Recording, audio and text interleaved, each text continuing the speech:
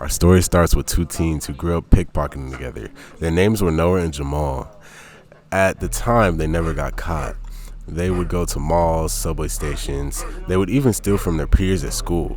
People always saw them with expensive clothes and shoes without knowing how they got the money to buy them.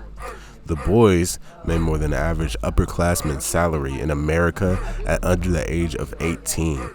They had enough to pay their parents' rent and medical bills and keep a small group of friends so they weren't exposed.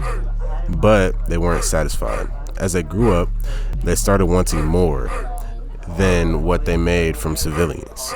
Soon found out that taking from large businesses was easier than they thought, and soon were racking up six figures every other month together.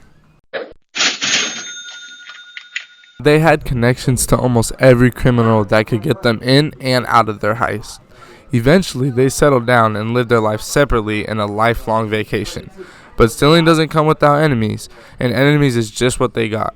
One day, Jamal called up Noah and said, "Meet up at our spot," before quickly hanging up. His voice sounded worried and uneasy, so Noah knew he had to leave fast. They pulled up to their old hideout they used to store money as teens. Jamal grabbed Noah and looked deep in his eyes before saying, "They're coming." Noah said with a confused look, "Who?" Jamal replied with the letters EBK. Instantly, Noah knew what he was talking about. EBK. They were a group of criminals, but not just any small gang. They were the largest group of criminals in the city, and the two had stolen from them in the past.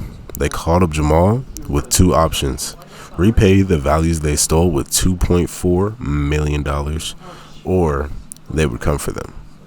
The boys knew EBK meant business, so they had only one option: to commit their very last heist. A few years ago, they were looking at a government agency with unknown items by the name of Area 52. They contacted their associates to get geared up for the last heist, and a week later, they set off towards the location.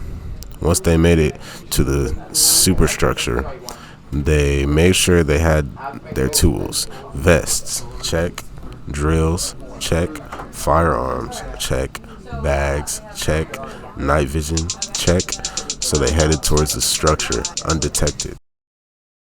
Noah and Jamal took out all the guards on their way while their associate hacked into the mainframe of the building, taking out all the camera services. They knew that the expensive items would be in the middle of the building, so they headed straight there. Noah told Jamal, "If we make it out of here alive, we have to keep some merchandise for ourselves." Jamal agreed, saying, "Man, when we get out of here, I'm going straight to the club." Hey! They arrived at the center of the building when they were met by two large guards with armor on. They signaled their tech guy to shut off the lights, and when they proceeded to turn on their night vision goggles before taking out two men from behind. The two made it into the cellar where the government kept their valuables and filled up their bags with expensive metals.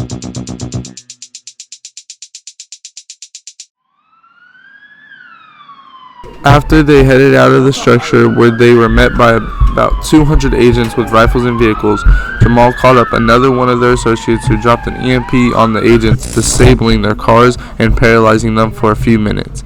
The boys made off with the valuables, and when they went home, EBK was waiting.